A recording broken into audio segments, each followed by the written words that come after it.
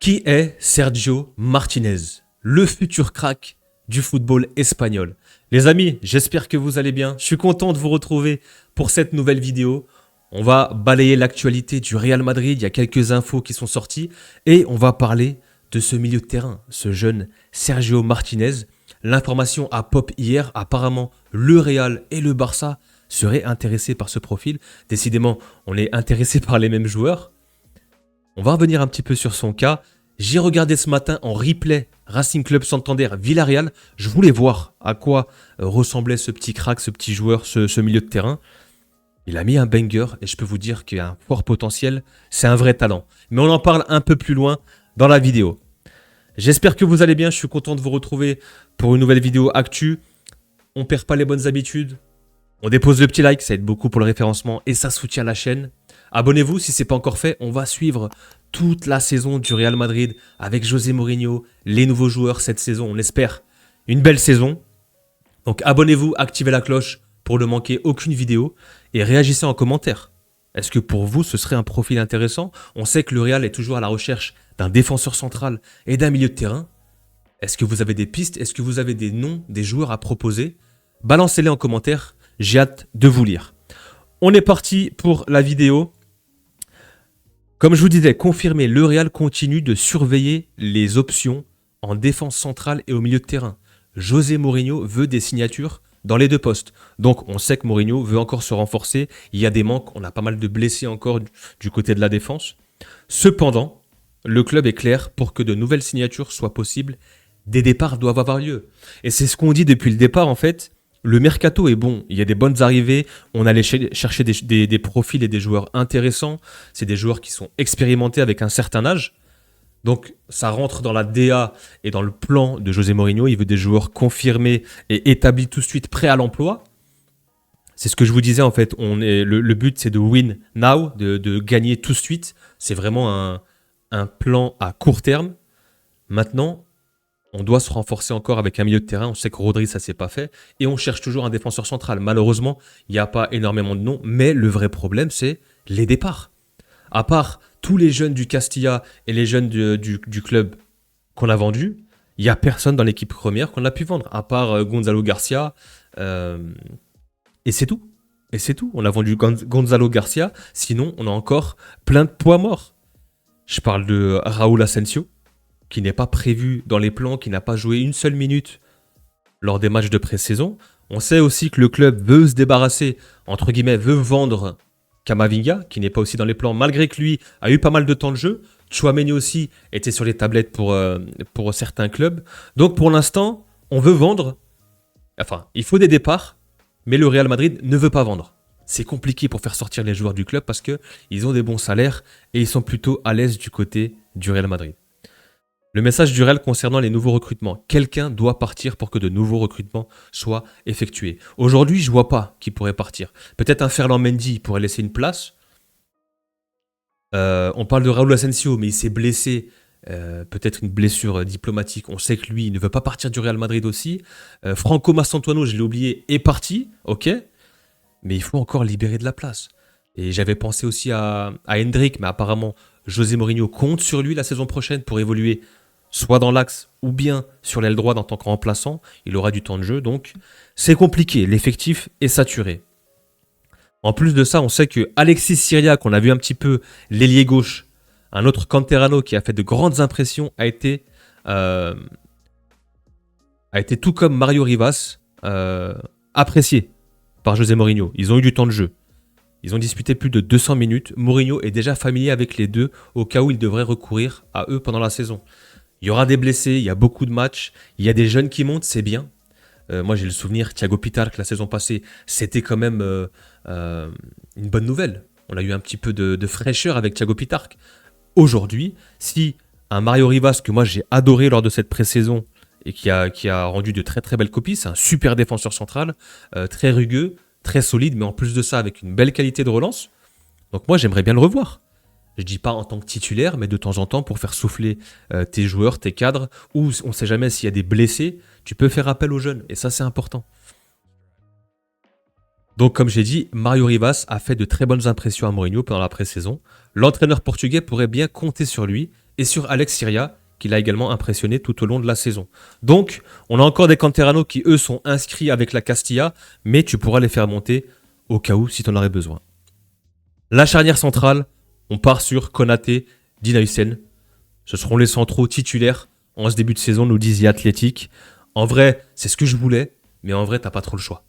Militao est blessé, Rudiger n'est pas à 100%, Raúl Asensio n'est pas impliqué dans le projet de José Mourinho. On compte pas sur lui. Ensuite, t'as qui d'autre C'est tout, on a fait le tour. On n'a pas beaucoup de défenseurs centrales.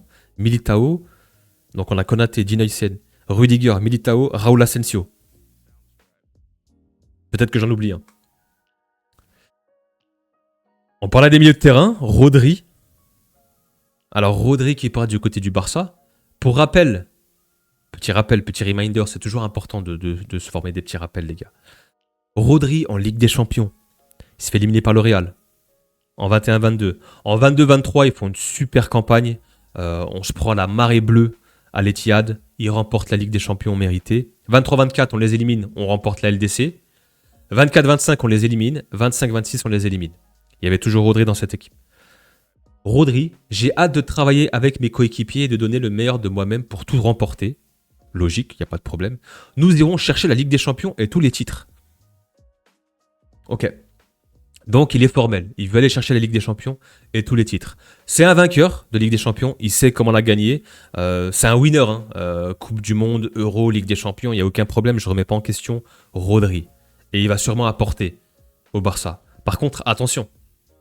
Attention à ne pas se faire avoir. Il y a d'autres joueurs qui ont fait des promesses aussi. C'est toujours pas arrivé. Messi, on s'en souvient. La Champions League reviendra au Camp Nou. 7 ans plus tard, on attend toujours. Voilà, petite pique, j'étais obligé les amis, ça m'a fait penser au discours de Lionel Messi. Mais attention, supporters du Barça, si vous passez par là, attention aux fausses promesses. On a un joueur, un milieu de terrain qui est intéressant lors de cette pré-saison, c'est Eduardo Camavinga. Il a été capitaine contre Schalke quand Vinicius a été remplacé. Camavinga avec le brassard de capitaine du Real Madrid. C'est quand même historique pour lui. Je trouve ça hyper intéressant. C'est la preuve aussi que c'est un joueur, ça fait quoi 4-5 ans qu'il est là. Il fait partie des anciens. Malheureusement, il n'a toujours pas su s'imposer. Même si moi, je crois toujours en lui. Je sais que c'est un joueur qui a du talent, qui a un vrai potentiel. Et quand je regarde, j'ai voulu m'amuser à comparer un peu les datas et les graphiques avec Rodri. On a un meilleur joueur que Rodri, les gars. Regardez-moi ce graphique en rose, là. Possession gagnée, les duels. On a quasiment le même graphique, sauf que on a beaucoup plus de possession gagnée du côté de Kama. Et ouais les gars, on a un meilleur joueur que Rodri, il s'appelle Kama. Ah ça va, j'ai le droit de plaisanter, mais en tout cas le graphique nous montre quand même que c'est un joueur qui a des grosses qualités. En parlant de milieu de terrain, on sait que José Mourinho prévoit de donner à Trent un rôle plus important et pense qu'il pourrait aussi tester au poste de milieu défensif. Est-ce qu'il pourrait jouer dans un double pivot ?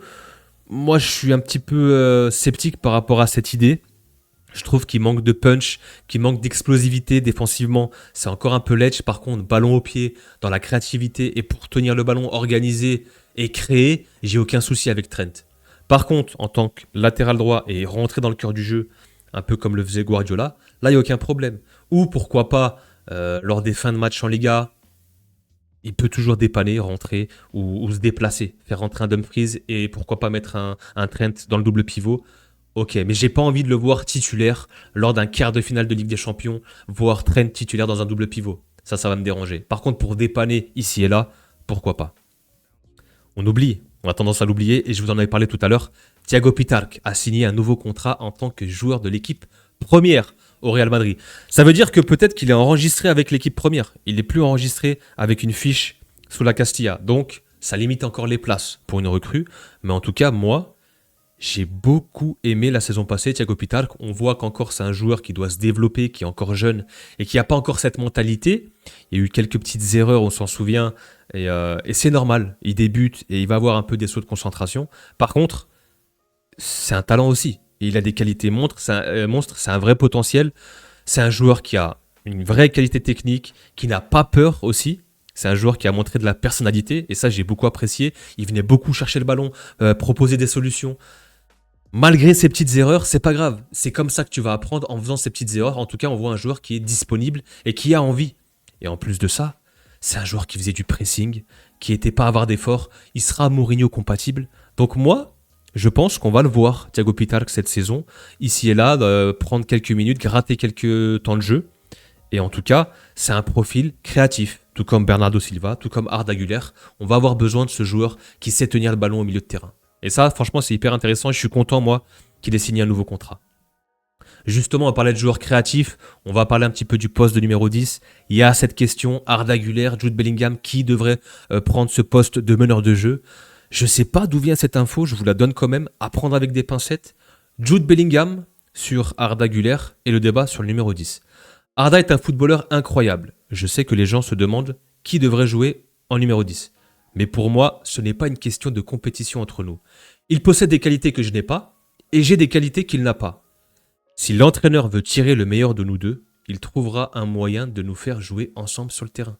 Et c'est ce que je vous dis depuis le début. Moi, je veux les voir ensemble, associés au milieu de terrain. C'est compliqué, mais je vais vous montrer un peu comment on pourrait faire. Arda mérite de jouer, et moi aussi, la compétition ne peut qu'améliorer le Real Madrid. Et c'est bien d'avoir de la concurrence. La concurrence peut t'élever ton niveau moyen dans l'effectif. Maintenant, qui faire jouer? Moi, je pense que ce serait bien de les faire jouer tous les deux. Même si je trouve que Arda et Mbappé, il y a un vrai lien vert entre les deux. On l'a vu la saison passée. Les deux joueurs se complètent de par leur atout et leurs caractéristiques.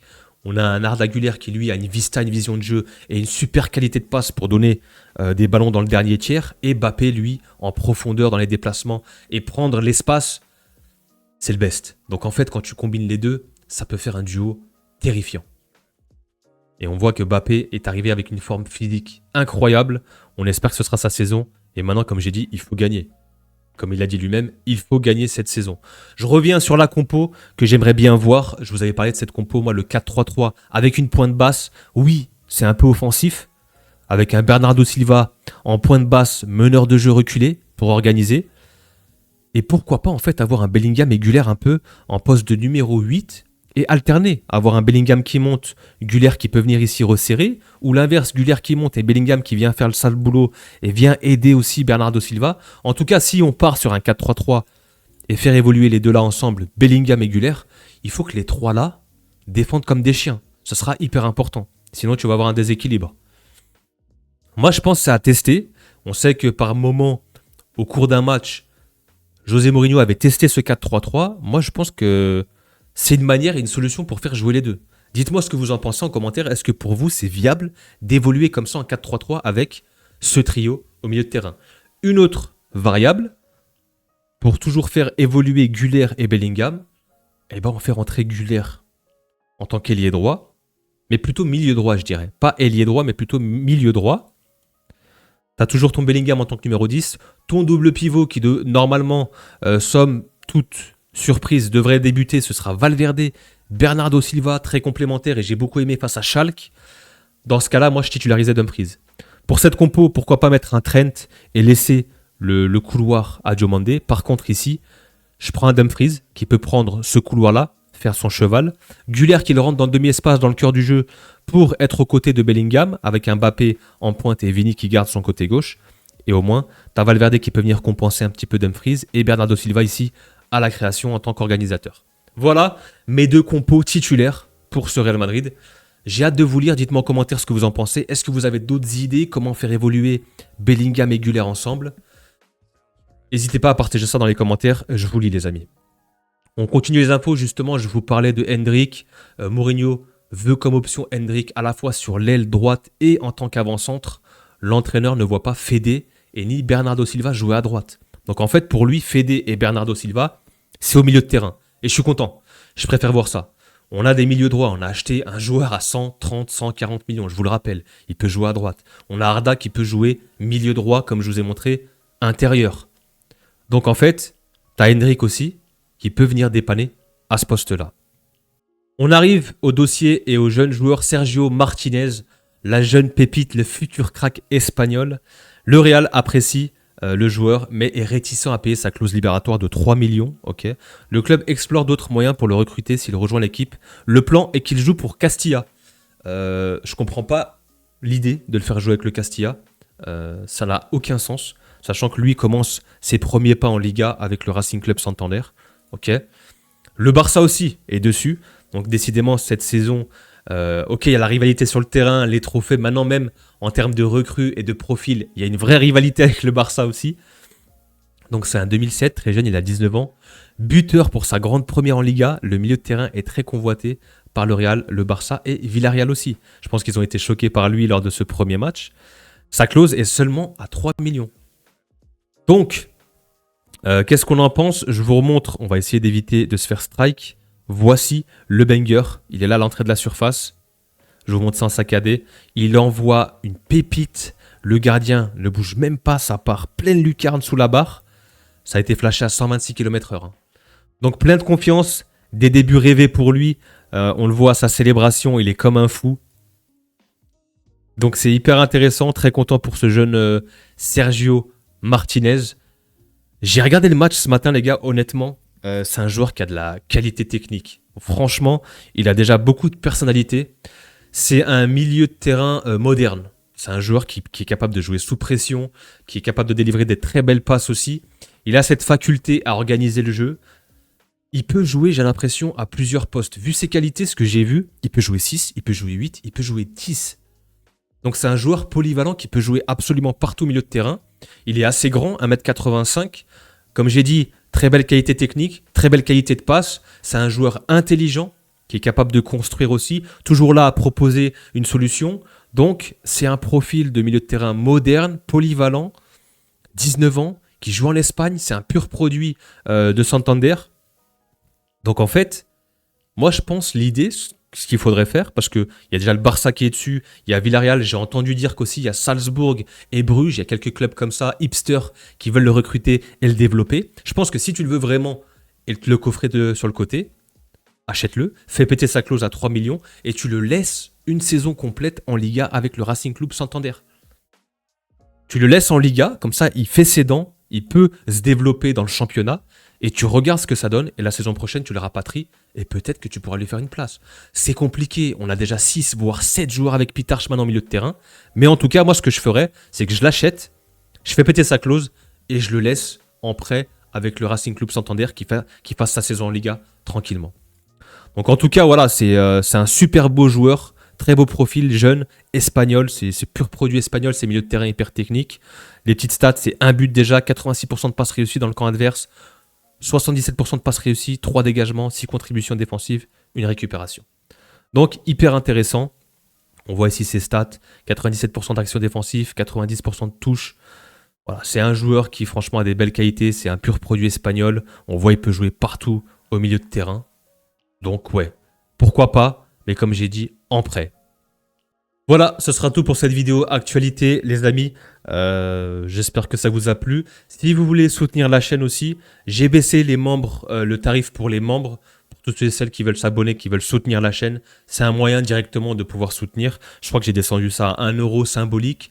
Il y a aussi 3 et 5 euros si jamais. Donc j'ai baissé les prix. Si vous voulez soutenir et devenir membre, je vous ferai des vidéos spéciales membres. Il y aura des vidéos un peu plus inside dans ma vie perso, peut-être des vlogs, peut-être je vous montrerai par exemple ma collection de maillots, des choses comme ça. Ce sera réservé aux membres. Il y en a quelques-uns qui sont abonnés, donc merci à vous. Et si vous voulez soutenir la chaîne, n'hésitez pas, si bien évidemment vous pouvez vous le permettre. Abonnez-vous, likez, commentez, ça c'est la base. Et puis nous on se revoit très très vite pour de nouvelles vidéos. Prenez soin de vous les amis. Peace.